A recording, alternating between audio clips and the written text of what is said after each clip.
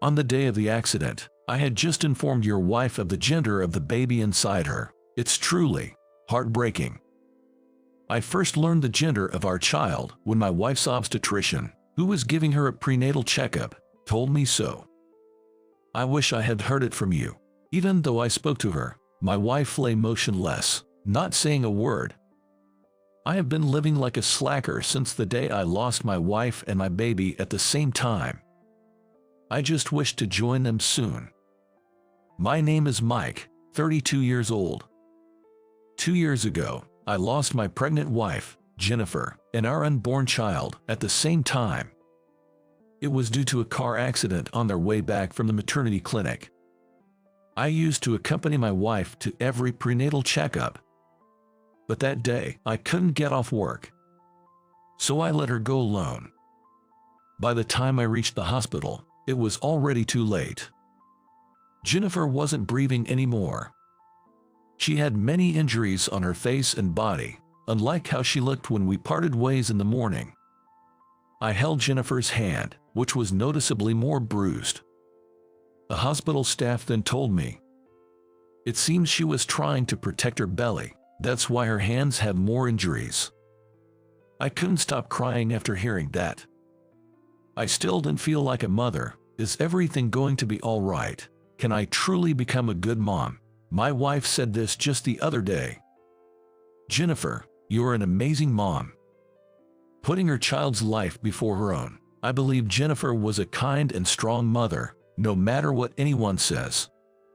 The hospital where my late wife and child were taken was a general hospital that also housed the maternity clinic Jennifer attended.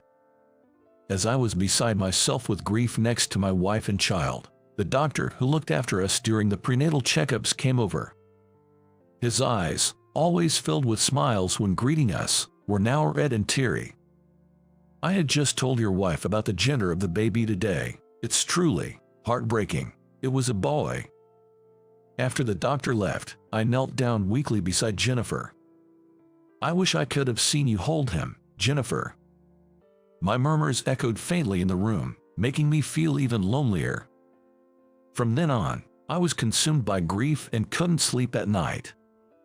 So I escaped into alcohol, drowning my sorrows in alcohol, then passing out.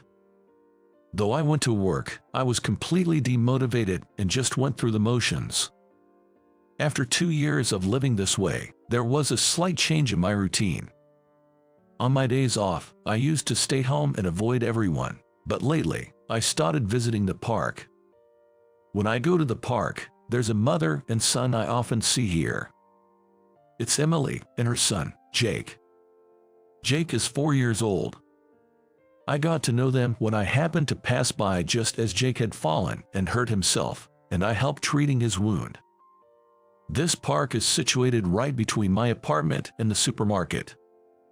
On my days off in the morning when I head to the supermarket, Jake is often there playing. Naturally, I began talking to Emily, his mother, from time to time. But that wasn't the only reason I started talking to Emily. Truth be told, when I first met Emily, I thought she looked familiar. She reminded me of my late wife. Their personalities are entirely different. My late wife was reserved and quiet, but Emily is an always energetic single mother. If anything, Jake might resemble my late wife more. He's shy and tends to be introverted. But I've never told Emily or Jake about this. I know it would be awkward to tell someone you've just met that they resemble my late wife, so I've decided to keep it to myself. Today, on my day off, as I was heading to the supermarket, I stopped by the park. "Hey Mike, will you play with me today?" Seeing Jake come over, excited like a puppy wagging his tail, always melts my heart. "Of course, buddy."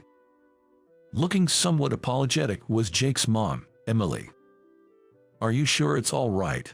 I always feel bad, especially since it's your day off. If you ever have plans or just want to relax at home, please let us know.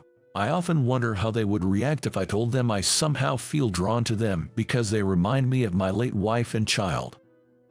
It's been 2 years of despair, but since getting close to Emily, I've been able to lead a more human-like life. Ever since I began seeing Emily and Jake, I've been able to sleep soundly, and I've cut down on my drinking. I used to drink to numb the deep pain. But now, even without alcohol, just seeing Emily and her son soothes my soul. It eases my loneliness. Although it's a good thing, I can't help but feel guilty, as though I'm betraying the memories of my late wife and our unborn child. I fear I might forget the pain of losing them. At times, I've considered not meeting Emily and Jake anymore. But I still end up going to the park before I know it. I can't resist seeing the smiles and laughter of Emily and Jake. Perhaps I'm a terrible husband and father. With these thoughts in mind, one day, Jake fell sick with a fever. I received a sudden call in the middle of the night. Jake has a fever. It's almost 104 degrees. He's not responding much, and he's not drinking much water. I've never seen him like this. What should I? Emily sounded really distressed. Though we had exchanged contact information in the past, our interactions were usually limited to our weekend meetings at the park. This was the first time she'd called me. I'm glad we exchanged numbers, just in case.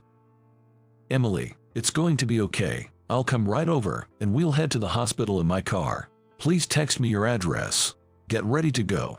Okay. When we talked, I knew our homes were in the same neighborhood, but I didn't know the exact address. I was worried if Emily, who seemed flustered, would give me the proper address, but she sent it without hesitation. I rushed to Emily's house by car and immediately drove to the emergency night clinic. The clinic that was open overnight was the same one where my wife and baby had passed away. Pulling into the clinic parking lot, memories of that tragic day came flooding back, and my heart ached. Desperately pushing those emotions down, I got Jake checked out. They conducted various tests, but fortunately, it wasn't a serious illness. Still, he had to get an injection, and during that time, Emily and I waited in the empty lobby. I'm sorry. Thinking about it now, I should have just called a cab. I panicked and called you, Mike, without thinking. Any parent dealing with their child's first high fever would probably panic. It's okay. Single parent, no car, and a child with a high fever is enough to make anyone panic. I'm glad I was able to get there. Emily, who was looking pale earlier, seemed to be regaining her color, which was a relief. I wonder if I'd be rushing to the hospital like this if my child was still alive. As I thought about that, I recalled the conversation between the doctor and Emily. Emily, is Jake's birthday on April 20th? Caught off guard by my question, Emily looked surprised. Yes, it is. Why do you ask? I struggled to find the words.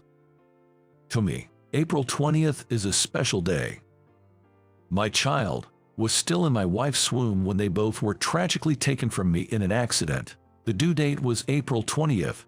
Even if the baby might not have been born on that exact day, I've always thought of April 20th as his birthday, so it just hit me that it's the same. I have vaguely mentioned losing my wife and child, but never spoke of the accident or that our baby hadn't been born yet. That must have been so hard for you, she replied. As a mother herself, maybe she understood how I felt. Emily looked deeply saddened. Actually, my late wife looked a lot like you and Jake. I've felt nostalgic every time I see you two. I'm sorry, this must be awkward for you to hear. It surprised me to share such a personal story. I hadn't spoken about this to anyone in the 2 years since their passing. Even with my late wife's parents, I had never shared memories. It seems I hadn't fully come to terms with the loss. Maybe Emily has unknowingly become someone special to me. That's probably why I inadvertently showed her this vulnerable side of me. I feel comfortable around her, and that scares me. I want to hold on to the pain and loss of my wife and child. I can't be the only one to find happiness and move on. While lost in thought, Emily looked deeply into my eyes. Can I know your wife's name? Her name was Jennifer. She was so kind and attentive to even the smallest changes in others. I had hoped our unborn child would be like her. Images of my late wife flashed in my mind. Quickly, I took out some money from my wallet and placed it on the lobby couch. Please take a cab home with this. I need to go now. Sorry. I don't want our time together with you and Jake to be my place of comfort. I want to live quietly, always cherishing the memory of my wife and child. Without waiting for her reply, I turned away and started walking. I thought I should distance myself from Emily and Jake, but suddenly, she embraced me from behind. Wait, I have something I need to discuss with you, but first, was your wife's name Jennifer Kirtley? I paused at the familiar maiden name of my long-lost wife and turned around to the woman who had just embraced me, Emily. Did I ever mention my wife's maiden name to you? I was pretty sure I had only told her the first name earlier. Then, Emily took a deep breath and gestured for me to sit down. I complied and sat next to her. I knew Jennifer and I were sisters. What? I'm sorry, I don't understand what you're saying. To my astonishment, Emily began to explain a shocking truth. Emily and my late wife were sisters. But when Emily was still a baby, their parents divorced. The father took Jennifer, and the mother took Emily. They had parted on bad terms and hadn't been in contact since the split. Considering Jennifer was just around 2 years old when Emily was a baby, it made sense that she wouldn't remember. Emily's mother lived a pool life because she often played around with men.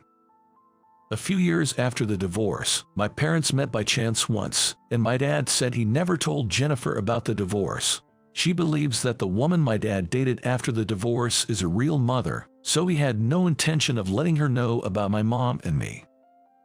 Jennifer's parents are still alive. But I never heard such a story from Jennifer, and neither from my in-laws. My in-laws are relatively well off, and the family got along really well. The fact that Jennifer was not related to her mother-in-law by blood was something she intended to take the secret to her grave. My voice trembled as I processed the shocking revelation. Emily, did you know that Jennifer's husband is me? No, I thought I was an only child. I was told my dad passed away, but about 6 months ago, my mom passed away from an illness. Before she died, she told me about my father and sister. Just before Emily's mom passed away, Emily had divorced Jake's dad. The reason was Jake's dad's violence.